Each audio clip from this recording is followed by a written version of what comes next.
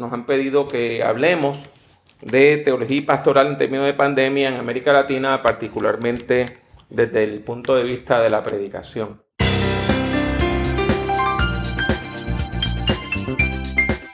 Les habla Pablo Jiménez, exhortándole a que prediquemos. Le doy la bienvenida a este podcast dedicado a la predicación, el liderazgo y la teología pastoral. Esperamos que el tema que tenemos para el día de hoy sea de gran edificación a su vida.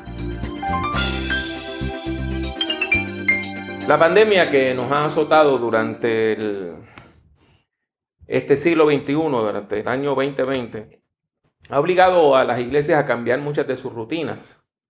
Y curiosamente, eso quiere decir que hoy la iglesia se parece más a la iglesia primitiva que en los últimos siglos. En ningún momento del primer siglo hubo centenares o miles de cristianos reunidos en el mismo edificio, porque la fe cristiana, por la mayor parte del primer siglo, era una religión ilícita, era vista como una superstición. ¿Por qué? Porque no tenían templos, no tenían sacerdotes, no tenían vírgenes, no hacían sacrificios, no tenían imágenes. Pues, ¿qué tipo de religión es esa? En ese sentido, la iglesia, pues, cuando nosotros leemos y leemos mal el Nuevo Testamento y leemos la iglesia en Corinto, nos imaginamos una iglesia que dice Primera Iglesia Bautista de Corinto o Primera Iglesia Presbiteriana de Corinto, cuando en realidad lo que había era una red de grupos pequeños que se reunían en casas. Y quizás si una persona de una casa muy amplia podía acomodar 15 o 20 personas, pero muchos de esos grupos no llegaban a 10 personas. Entonces la iglesia en Corinto era una red de grupos pequeños. La iglesia en Corinto era una red de grupos pequeños que se reunía, pero nunca como un grupo, se reunían por medio de sus líderes. Aquellas personas que dirigían grupos pequeños eran diáconos, quienes supervisaban grupos pequeños, ¿verdad? Conjunto de grupos pequeños, eran los presbíteros, y la persona que era el supervisor, literalmente episcopo, en griego quiere decir supervisor, esa es la palabra que se traduce como obispo, era la persona que estaba sobre los ancianos de una región o de una ciudad. En ese sentido, hoy nosotros que encontramos que la iglesia se está teniendo que reunir en grupos pequeños, que la iglesia está ahora reunida en casas, que la gente cuando habla de compartir su fe no es decirle a alguien, mira, ven a mi iglesia y escucha a un excelente predicador, es hablar con las personas de uno a uno y compartir su experiencia de fe. Por lo tanto, nosotros no debemos ver esto como algo horrible que va a matar la iglesia. Al contrario, yo creo que ha sido un tiempo de refrigerio para muchas iglesias. Como todo, algunas iglesias no van a pasar la prueba y algunas iglesias van a cerrar sus puertas. Eso es una realidad. Sin embargo, hemos visto otras iglesias que están floreciendo. Y le vuelvo a recalcar algo. Todas las iglesias que yo conozco que tienen grupos pequeños están creciendo. Todas. Todas las iglesias que están basadas en grupos pequeños están creciendo. Por lo tanto, creo que eso nos dice mucho acerca de las oportunidades ministeriales que tenemos. Ahora bien, tenemos que tratar este tema, cómo se hace teología y cómo se pastorea durante este tiempo de pandemia. Voy a compartirles a ustedes reflexiones divididas en 5 áreas. La primera, vamos a hablar de algunas definiciones importantes, incluyendo la definición de pandemia. Segundo, vamos a hablar de principios teológicos. En tercer lugar, vamos a entrar al tema de la predicación en términos de qué hacer y qué no hacer. Cuarto lugar, vamos a hablar acerca de los aspectos técnicos, porque muchos de nosotros ahora tenemos que predicar en las redes. ¿Cómo se hace eso? Y finalmente, vamos a meditar un poco sobre el contenido de la predicación en los tiempos de crisis. Cuando nosotros hablamos entonces acerca de las definiciones, pues ¿qué es lo que nosotros encontramos? Que la enfermedad es la alteración de la salud. Cuando la buena salud se altera, pues usted está enfermo y esa enfermedad puede ser leve o puede ser grave o puede ser letal. Pero todos los seres humanos nos enfermamos. Cuando se habla de una enfermedad emergente, es el tipo de enfermedad que se diagnostica por primera vez en un ser humano, que se diagnostica por primera vez y que entonces ahora por primera vez estamos viendo esa enfermedad manifestada en el ámbito humano. Y así comienza toda una cadena de contagio. Hay enfermedades que son esporádicas y surgen, brotan, parece que se acabaron, vuelven y brotan, parece que se acabaron, vuelven y brotan. Y continuamente nosotros vemos estas enfermedades que van y vienen. Cuando se habla de que una enfermedad es endémica, lo que se quiere decir es que esa enfermedad está afectando una zona geográfica particular. O sea, una enfermedad es endémica a un lugar, a una región. Ahora, ¿qué es eso de epidemia? Epidemia se utiliza en dos sentidos distintos, pero que son complementarios. En primer lugar, cuando usted tiene un país o una región donde hay una alta incidencia en la población de una enfermedad y mucha gente de esa parte, de ese país, de esa región, padece de una misma enfermedad, pues entonces tenemos una epidemia. Sin embargo, también se habla de una epidemia cuando una enfermedad no solamente ataca a una región, sino ataca a un país y a los países que les rodean, pero se mantiene en un mismo continente. O sea que si una enfermedad se manifestara en Italia, en Francia y en Suiza, pues se diría que es una epidemia que está afectando el continente europeo. ¿Cuándo es que hablamos de pandemia? Hablamos de pandemia cuando una enfermedad contagiosa se extiende a varias regiones geográficas en distintos continentes. En siglos pasados, pues, algunos de los países o continentes o subcontinentes que estaban muy lejos, pues no sufrían de enfermedades. En el caso de Australia, de Nueva Zelanda, pues hubo varias enfermedades que no se manifestaron en esas partes porque no teníamos la movilidad que tenemos hoy. Sin embargo, hoy, debido a nuestros viajes en avión, en barco y de otras maneras, las enfermedades se pueden compartir muy rápidamente. El mundo experimenta un promedio de 2 pandemias cada 100 años. Y usted nos va a decir, bueno, pero es que yo he vivido unos cuantos años y yo no he sabido de ninguna otra pandemia más que de esta. Pues mire, la mayor parte de nosotros sí ha vivido durante tiempos de otra pandemia, lo que pasa es que no le hemos dado importancia.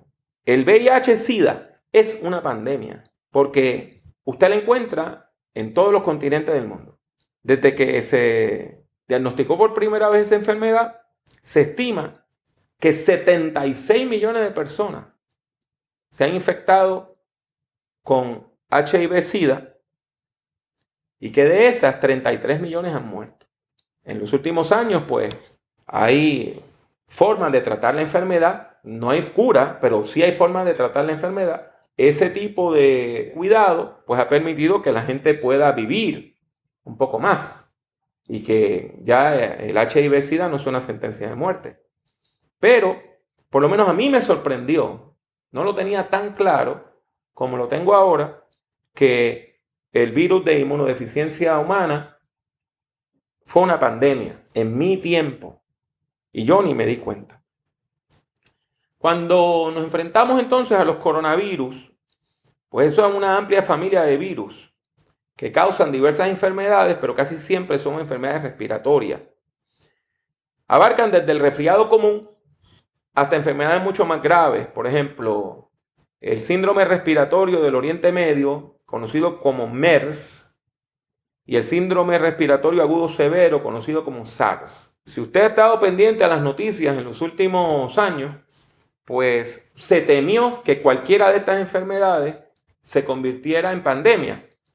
Pero no se convirtieron en pandemia porque la cantidad de personas que se contagiaban cuando eran expuestas era muchísimo menor a las del COVID-19. Y se le llama 19 porque se diagnosticó por primera vez en el año 2019. El coronavirus comienza como una enfermedad muy sencilla, una infección de la nariz, de los senos frontales, de la parte superior de la garganta. La persona tiene tos, la persona tiene fiebre, Uno puede pensar que tiene catarro, uno puede pensar que tiene influenza.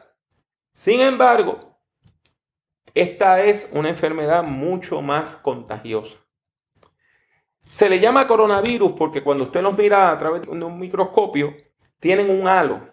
El virus tiene un halo que parece una corona, y si usted busca en las redes sociales, pues puede ver ese tipo de fotos en internet.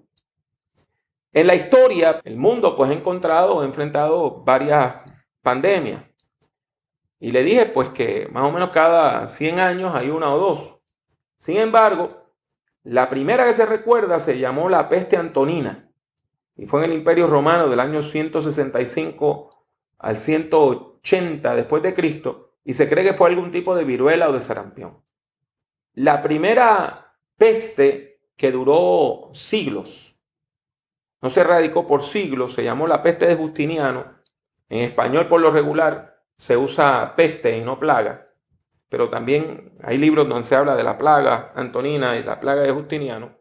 Pues esa comenzó en el Imperio Bizantino, en lo que hoy es Turquía, pero se extendió a través de toda la cuenca del Mediterráneo, y muy pronto pues había personas enfermas en Europa, en Asia, en África, y los brotes continuaron hasta el año 700. No se sabe lo que era, pero hay personas que creen que era algún tipo de peste bubónica, de la cual vamos a hablar en unos minutitos. Japón se vio afectado por brotes de viruela en el siglo VIII, comenzando cerca del año 735. Sin embargo, esos brotes de alguna manera continuaron hasta el siglo XIX. Estamos hablando entonces de 11, 12 siglos donde continuaban los brotes de este tipo de viruela. La plaga o la peste, la pandemia más horrible que ha vivido el mundo, es una causada por una bacteria que se llama Yersinia pestis. Y se llama así porque el doctor, el francés que la detectó por primera vez, se llamaba Yersis. A veces se le llamaba la peste bubónica porque la gente se le inflamaban los ganglios. La persona se empezaba a inflamarse en el cuello, debajo de los brazos, cerca de los ojos, y la gente le llamaba a ese tipo de inflamación bubos, de ahí salía bubónica. Pero el hecho es que cuando se habla de peste negra, peste bubónica, es la misma enfermedad. La gran crisis fue en los años 1347 al 57. Durante esos 10 años se cree que en Europa murió poco más de la tercera parte de la población. Y de acuerdo a los números, dependiendo de lo que usted lea, entre 75 a 200 millones de personas murieron a causa de la peste negra. Esta enfermedad no se ha erradicado, lo que pasa es que ahora hay tratamiento. Hace 2 o 3 meses salió la noticia de que se detecta esta bacteria. Hay personas que se infectan con ella, aún hoy. Pero claro está, ya está contenida y no causa los daños que causó en el pasado. Parte de lo que pasa con la peste negra es que la peste negra siguió recurriendo y recurriendo y recurriendo hasta el siglo XVII. Aunque los últimos casos se encontraron en el XX, en el siglo XX. Y entonces es bien interesante que cuando usted lee la historia de la Reforma, hubo un momento donde Alemania enfrentó la peste negra.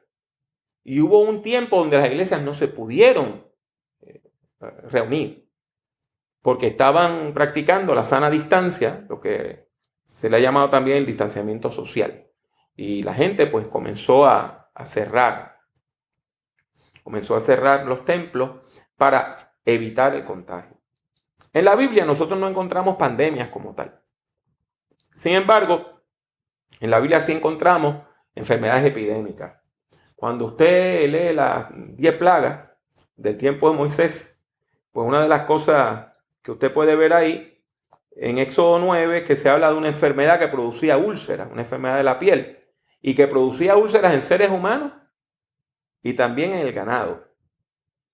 Esa es una de las características de algunas de las pandemias que hemos visto en los últimos años, que van de animales a seres humanos, y hay un contagio que va de una especie a otra. Eso ocurrió también con el ébola. en África, que pasa de primates, son monos, a los seres humanos. Y entonces en los seres humanos pues se manifiesta de una manera más grave. Claro está, la enfermedad contagiosa más conocida en la Biblia, que afectó a la mayor cantidad de países y por la mayor cantidad de tiempo, fue la lepra. Y como usted y yo sabemos, ahora le llamamos distanciamiento social. Pues eso es lo que se ordena en la Biblia para los leprosos. Tenían que vivir lejos, tenían que aislarse de su familia, no podían trabajar, solamente se podían relacionar con gente que estuvieran tan enfermos como ellos, y cuando se acercaban a una persona sana, tenían que gritar inmundo, inmundo, inmundo, sonar una campana, hacer ruido para que la gente no se les acercara. Está escuchando Prediquemos, un podcast dedicado a la predicación, el liderazgo y la teología pastoral. De ahí yo quiero que pasemos a algunos principios teológicos. Durante estos días, en preparación para esta conferencia o clase, me he leído varios libros sobre este tema. Fue bien interesante que alguien me recomendó el libro de John Piper, que es un libro que se comenzó a distribuir de manera gratuita por medio de las redes sociales y yo lo recibí gratuitamente por medio de la biblioteca Logos. Y bien interesante, mis hermanos y hermanas. Piper básicamente lo que hace es defender a Dios. Entonces él dice, bueno, Dios es soberano. Si Dios es soberano, pues Dios puede eliminar el coronavirus. ¿Y por qué no lo elimina? Bueno, porque nosotros tenemos que confiar que Dios tiene un plan y que Dios... O sea, él plantea un problema y el problema que él plantea es que la soberanía de Dios implica que Dios puede eliminar el coronavirus, eliminar la pandemia, y si Dios no lo hace, es porque de alguna manera Dios tiene un plan para nosotros. Yo creo honestamente que eso es innecesario, mis hermanos y hermanas. Y déjenme explicarles por qué. Todos los seres humanos nos enfermamos. La enfermedad física es parte de la vida humana. Entonces, preguntarnos ahora por qué nos enfermamos no tiene sentido. Pues si los seres humanos nos enfermamos desde el comienzo de la creación. El enfermarnos no es algo nuevo. Para mí es inútil preguntarme por qué Dios ha permitido el COVID-19. Bueno, no es que Dios ha permitido el COVID-19, es que los seres humanos nos enfermamos. Y eso es así desde que el mundo es mundo, desde que Dios creó el mundo. Los seres humanos podemos contagiarnos con enfermedades, los seres humanos podemos provocarnos enfermedades con nuestra mala conducta y los seres humanos, aún viviendo una conducta intachable, podemos desarrollar enfermedades, ¿no? Por ejemplo, mi mamá murió a los 38 años de cáncer estomacal. Mi mamá no fumaba. Mi mamá no tomaba bebidas alcohólicas, muy poco. Ella no tenía problemas de drogas, no tenía problemas de alcohol, no tenía problemas de una sexualidad irresponsable. O sea, las marcas que nosotros por lo regular de alguna manera relacionamos con la enfermedad y la gente que se busca sus propias enfermedades, ella no las tenía. Y le dio un cáncer horriblemente virulento. Y murió a los 38 años, cuando yo apenas tenía 14 años. En ese sentido, yo creo que tenemos que recordar bien sencillamente que los seres humanos nos enfermamos. Entonces es bien interesante cuando una persona me pregunta a mí, ¿pero por qué a mí? Una vez yo me molesté con alguien de que me lo preguntaban tanto y le dije, ¿y por qué tú no? Si todo el mundo se enferma. Yo soy asmático, por ejemplo, en mi caso yo soy asmático. Pues, yo soy asmático. Y en el 2015 pasé un ahogo en un viaje misionero y eso me causó una contusión cerebral. Pues, yo soy asmático. Los asmáticos tenemos problemas respiratorios. En este caso, pues la pandemia pues surge de un problema respiratorio, de una enfermedad respiratoria. Eso quiere decir que si a mí me da esa enfermedad, la probabilidad de que yo tenga un resultado desastroso es mucho más alta. Pues eso yo lo sé. Eso yo lo sé. Por ejemplo, se nos habla de la enfermedad de que causó la pandemia de 1918, que en aquel tiempo pues la gente le llamó el virus español. El virus no comenzó en España, fue en España fue que lo detectaron. Se cree que comenzó en Estados Unidos. Pues mire, ese virus que mató tanta gente fue el mismo que nos azotó hace unos cuantos años, la influencia H1N1. Lo que pasa es que cuando nos azotó ahora, el mundo estuvo mucho más preparado y no se convirtió en una pandemia. En ese sentido, nosotros, los seres humanos, nos enfermamos, y preguntarnos por qué nos enfermamos es como preguntarnos por qué nos morimos. Todo el mundo se muere. Perdone que se lo diga, quizá algunos de ustedes no lo sabían, pero el hecho es que todos los seres humanos morimos. Y esa es una realidad que es sencillamente innegable. Por lo tanto, yo creo que está claro que nosotros no tenemos por qué estar defendiendo a Dios. Primero, Dios es bastante grande y se defiende solito. Los seres humanos no tenemos que andar defendiendo a Dios. Y cuando alguien pregunta por qué Dios ha permitido la pandemia, pues yo creo que es importante ver cómo y por qué se hace esa pregunta. Hay gente que hace la pregunta con angustia. En el caso nuestro, pues 4 personas relacionadas con nuestro ministerio han muerto de coronavirus. Un estudiante que yo estaba tomando clase conmigo este verano, estuvo en clase por Zoom y a la otra semana pues pidió la oración porque se sentía enfermo, y a la otra semana faltó a clase y para la próxima semana estábamos hablando de su funeral porque murió. Tardó 3 semanas en deteriorar. Pues claro que usted va a preguntar ¿por qué? Porque usted ha tenido una pérdida. Y cuando una persona pues pregunta con angustia, con sufrimiento y con dolor, hay que pastorearla en el nombre del Señor Jesucristo. Ahora, no podemos negar que hay personas que hacen esta pregunta con una actitud sarcástica, como para burlarse. Bueno, y si tu Dios es tan poderoso y tu Dios es tan grande y tu Dios te ama tanto a la humanidad, ¿por qué Dios ha permitido esto y ha mandado esto? Pues mire, bien sencillo. Dios es soberano, de eso no cabe duda. Pero los seres humanos somos precisamente eso, humanos. Y como no somos ni Iron Man ni Superman, nos vamos a enfermar. Y nosotros vamos a morir. El que no muera de una cosa va a morir de la otra. Pero la tasa de mortalidad entre la humanidad es del 100%, perdone que se la diga. Pues no tiene sentido preguntarnos por qué. El hecho es que la máquina biológica más grande, más compleja que ha encontrado la ciencia es el cuerpo humano. No hay computadora. No hay computadora que se asemeje al cerebro humano en complejidad. Y nosotros tenemos unos cuerpos maravillosos que Dios nos ha dado. Pero hay unas realidades. Esos cuerpos se enferman, esos cuerpos se deterioran y esos cuerpos mueren. Por lo tanto, les repito, no tenemos por qué estar defendiendo a Dios. Hay personas que están recalcando que la enfermedad es causa del castigo divino. Dios nos está castigando por nuestros pecados.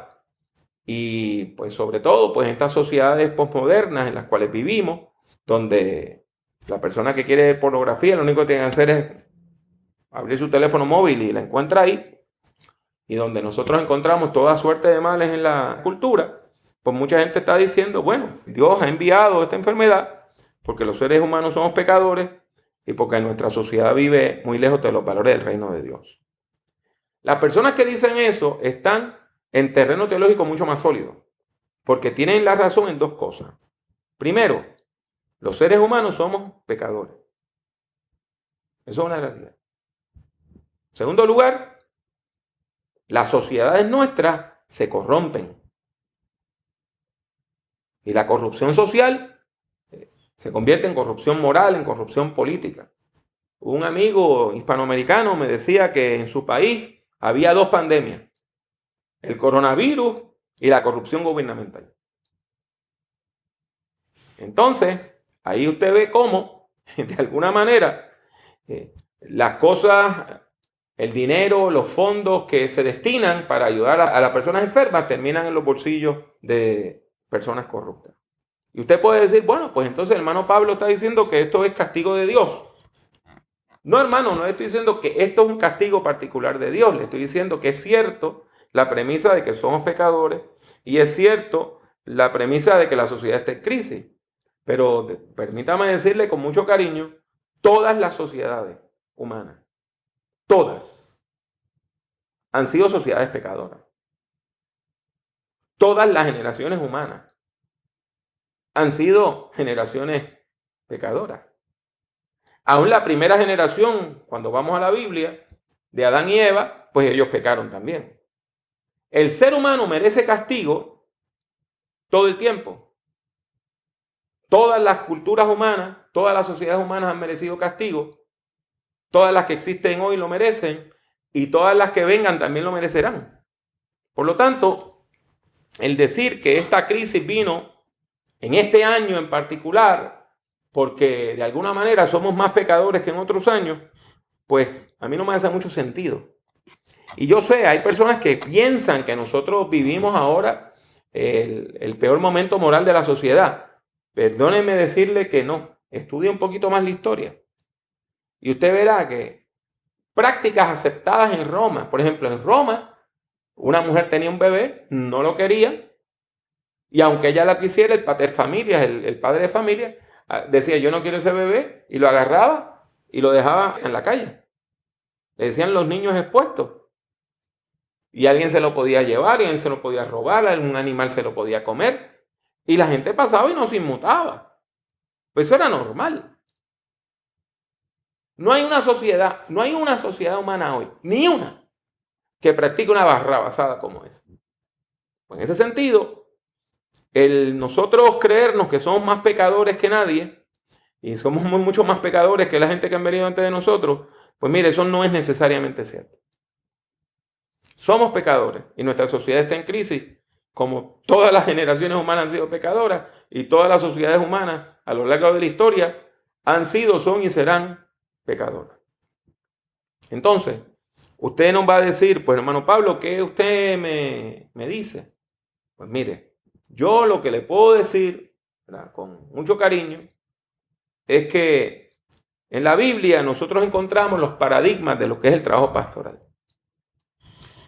Y voy a comenzar por el Nuevo Testamento y del Nuevo Testamento voy a pasar al Antiguo. Nosotros, como cristianos, pues tenemos nuestra fe, nuestra mirada puesta en Cristo Jesús, Señor nuestro. Puestos los ojos en Jesús, el autor y consumador de la fe, nos dice Hebreos 12. Por lo tanto, lo primero que tenemos que ver es la práctica de Jesús. Jesús, no teniendo pecado, vino a un mundo pecaminoso. No teniendo pecado, se identifica con una sociedad pecadora. No teniendo pecado, es perseguido, es torturado y es asesinado. No teniendo pecado, se identifica con los pecadores. Aún con las personas que, de acuerdo a las leyes y las costumbres de su país en aquel momento, eran consideradas personas con mancha grave por su conducta, como las prostitutas o los publicanos, por una enfermedad, como las personas leprosas, por su trabajo, como los curtidores que estaban trabajando con sangre todo el tiempo, así que eran inmundos ritualmente. Pues mire, Jesús se hizo uno con nosotros, al punto de que abrazó la maldición que nos tocaba a nosotros y murió en el árbol de la cruz. Así que si una cosa tenemos que hacer es solidarizarnos con aquellas personas que están sufriendo, solidarizarnos con su dolor, identificarnos con su llanto. Esto pues lo retoma la tradición paulina, y cuando vamos a Romanos 12:15, pues entonces encontramos todo un principio de solidaridad. Gozaos con los que se gozan, llorad con los que lloran. Pues miren, este momento de llanto colectivo, donde más de 175,000 personas han muerto en los Estados Unidos, eso quiere decir que hay por lo menos 175,000 familias de luto. Y si usted considera que la familia promedio de Estados Unidos está compuesta por 3 personas, pero que esa persona que muere también tiene una vida social y una vida académica, una vida profesional, pues estamos hablando de que hay millones de personas en este país de luto. Millones. Y a lo largo del mundo también, a lo ancho del mundo también. Pues la Biblia nos dice que tenemos que llorar juntamente con ellos. Y ese es un mandato bíblico. La solidaridad no pasa de moda. Porque la solidaridad no es una moda, es un estilo de vida. Que se basa en Cristo Jesús, quien siendo en forma de Dios, no estimó el ser igual a Dios como cosa que aferrarse, sino que se humilló hasta lo sumo, se humilló hasta la muerte y muerte de cruz.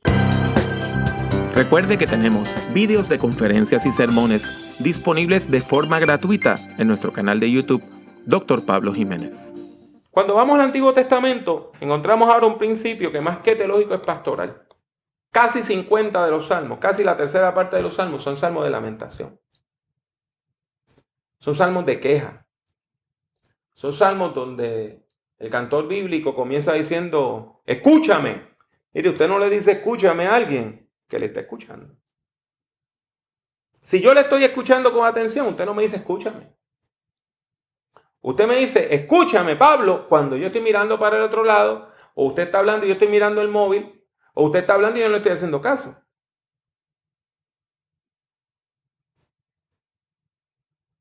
Cuando el Salmo 80 dice, oh pastor de Israel, escucha. Tú que pastoreas como ovejas a José, que estás entre querubines, resplandece, despierta tu poder. Es un llamado a que Dios nos escuche, a que Dios haga. Cuando el Salmo 5 dice, escucha, oh Jehová, mis palabras, considera mi gemir. A la voz de mi clamor atiende, Rey mío y Dios mío, porque a ti oraré. Oh Jehová, de mañana oirás mi voz, de mañana me presentaré delante de ti, esperaré, porque tú no eres un Dios que se complace en la maldad. Tú no puedes estar a favor de esta maldad. Los salmos de lamentación nos dicen que en los momentos en que de lo profundo clamamos y le decimos al Señor, mi alma espera en ti más que los vigilantes esperan que amanezca, pues nos podemos acercar al Señor.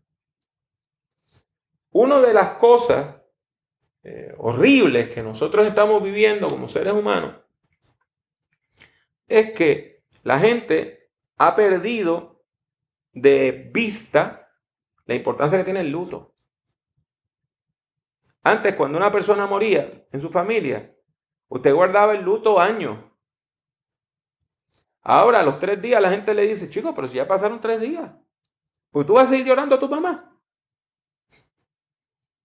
O sea, nosotros no le estamos dando la importancia que tiene bíblicamente el lamento. Porque cuando usted ve los salmos de lamentación, en los salmos de lamentación hay un movimiento muy particular.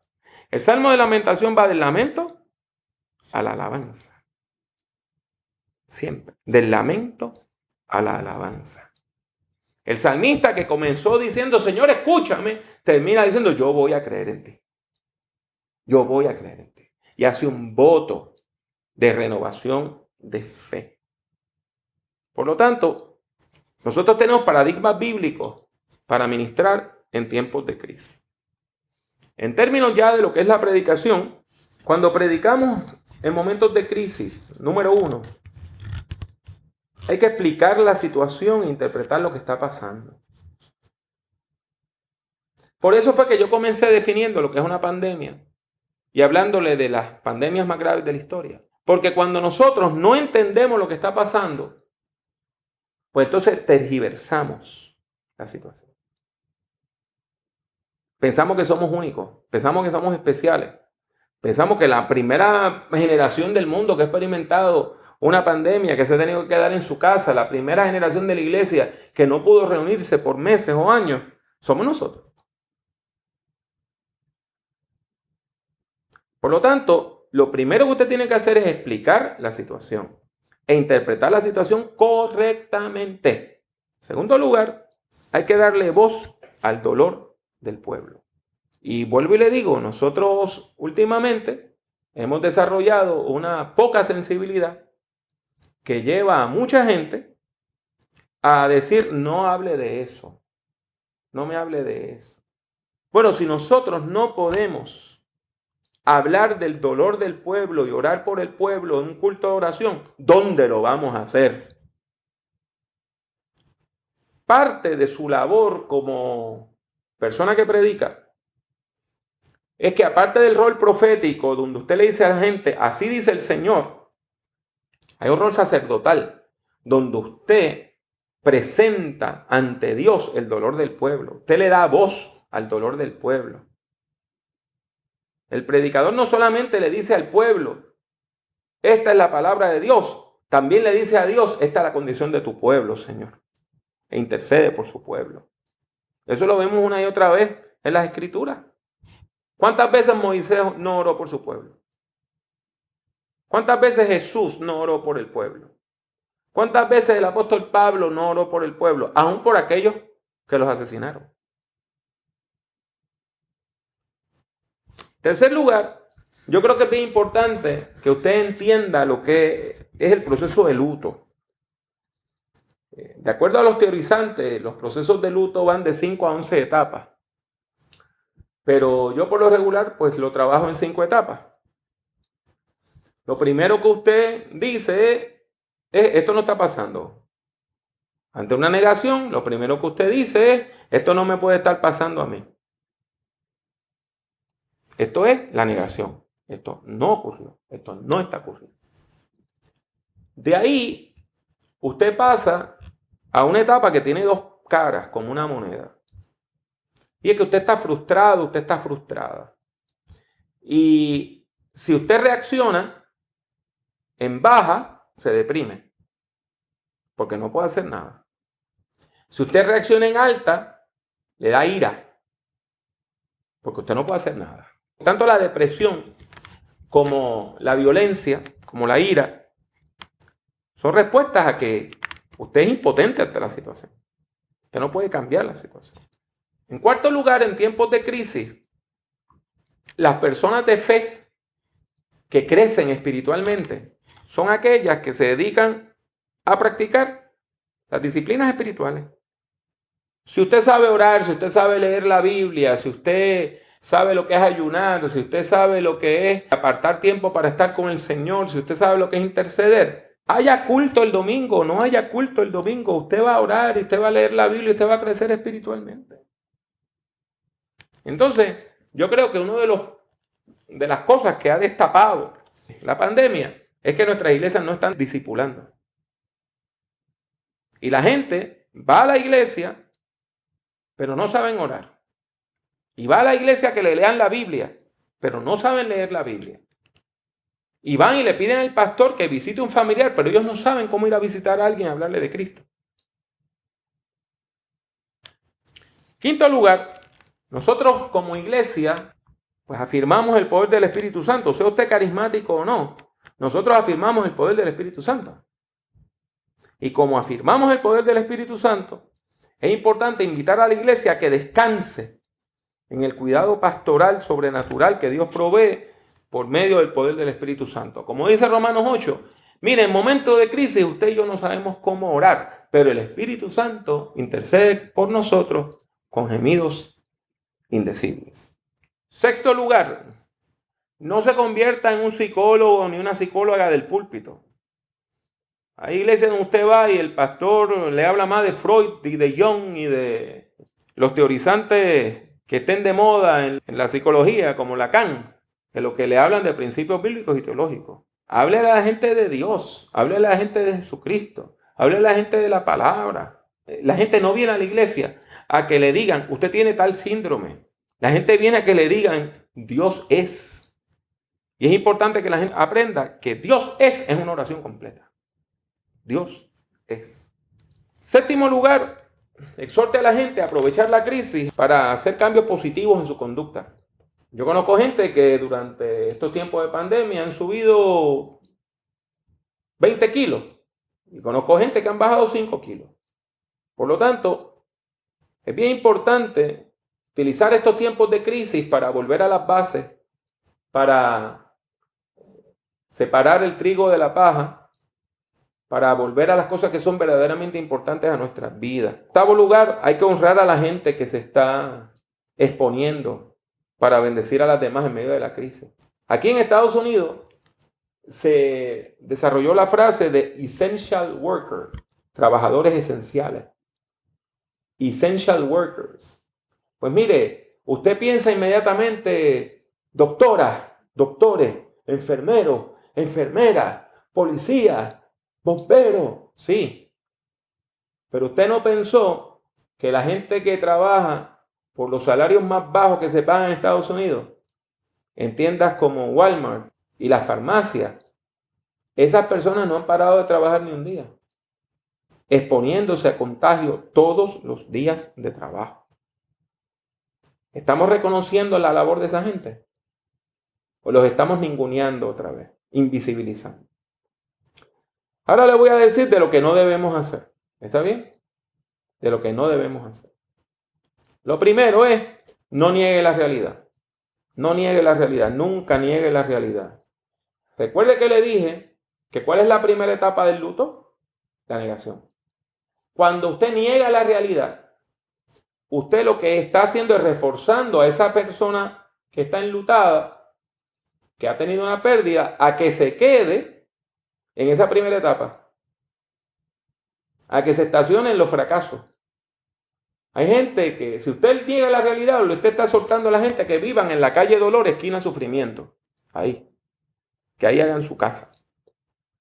En tercer lugar, las frases trilladas, las frases huecas, las frases condescendientes, a la gente las molestan. Tenga mucho cuidado de no decir una frase que lo que vaya a hacer es herir a la gente. Tenga cuidado con las frases que, tratando de consolar a la gente, lo que hace es que las hieren. No pierda el tiempo buscando culpables, por favor, no pierda el tiempo buscando culpables. Hay gente que están buscando culpables y no, la pandemia vino por el político tal, no, la pandemia vino por esta gente, no. Al final, aun cuando el 100% de la humanidad diga, sí, el culpable es menganito, usted tiene la misma enfermedad que tenía antes. 5, no acuse a las víctimas. No acuse a las víctimas. Es bien común cuando la gente acusa a la víctima. Nunca acuse a la víctima. Las teorías conspiratorias, por favor. O sea, ¿cuántos pastores están diciendo que el coronavirus no existe?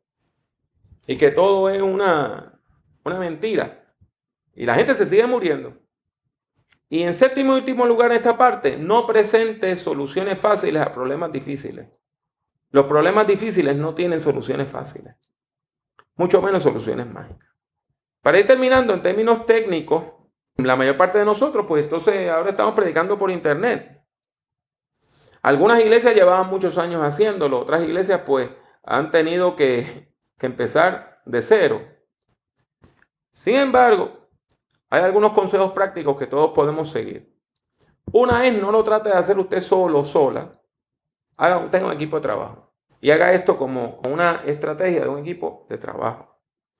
Tiene que desarrollar una estrategia digital para su iglesia. Uno de los podcasts nuestros trata precisamente el tema de la estrategia digital. ¿Cómo desarrollar una estrategia digital?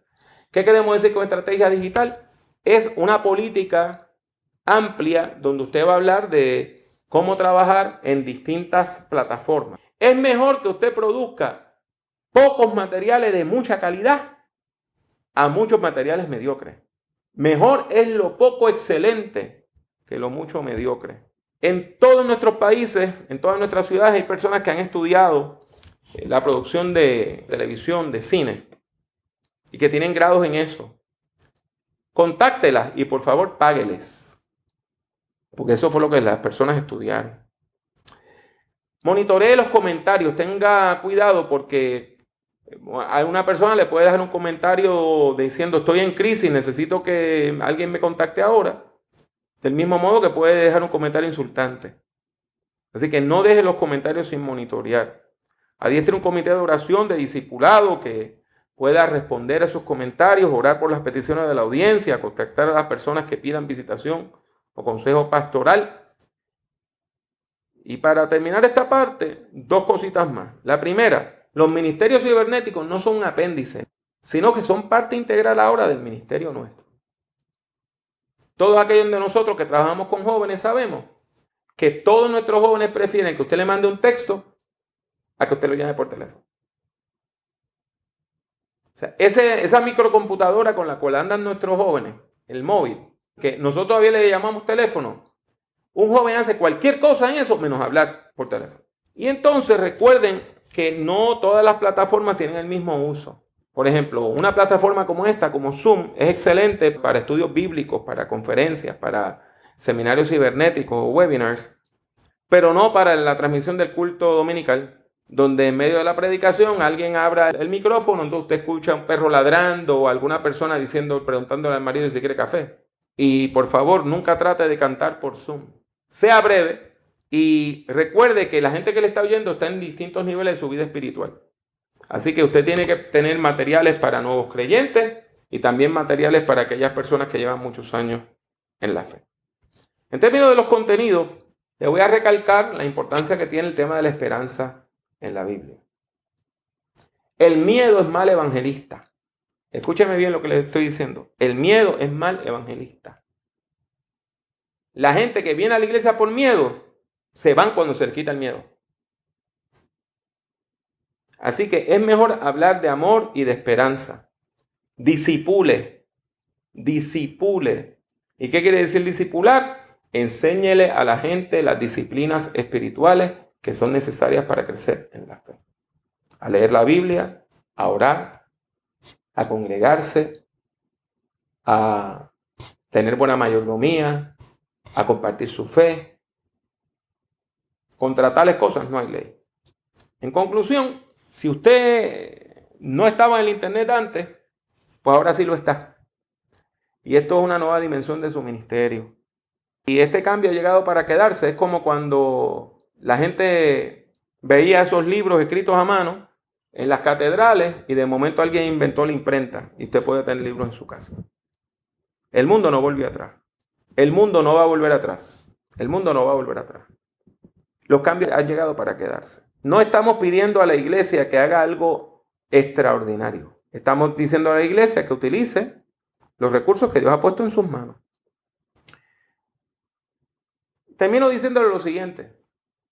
El apóstol Pablo utilizó la tecnología más avanzada que tenía en sus manos para predicar, enseñar y ministrar a la distancia. Se llamaba la carta. Hoy para nosotros la carta es una tecnología vieja. Estamos usando Zoom. ¿Y qué estamos haciendo por Zoom?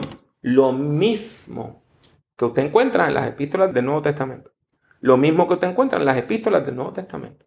Es lo mismo. ¿Qué es lo que encontramos? Formas de ministrar a distancia, hablar de la fe, celebrar el nombre de Jesucristo, confesarlo como Señor y Salvador y llamar al mundo a reconocerlo como el Señor de la vida. Eso es lo que hacemos en el nombre del Señor Jesucristo. Les habla una vez más Pablo Jiménez. Deseo darle las gracias por escuchar este podcast. Si desea escuchar o ver algunas grabaciones adicionales, estas son las opciones.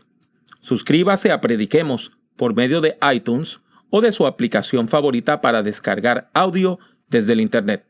Si ha disfrutado de este programa, le ruego que deje una valorización positiva del mismo, ya que eso ayudará a que otras personas puedan encontrar nuestro podcast.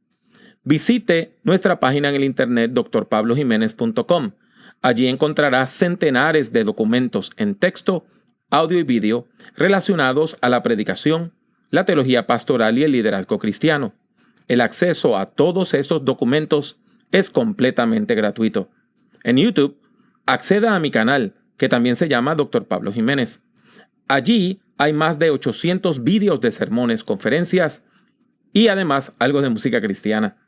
En las redes sociales me consigue utilizando el mismo nombre, Dr. Pablo Jiménez. En particular, puede encontrarme en Twitter, Facebook, LinkedIn, Tumblr y también en Instagram, entre otras redes.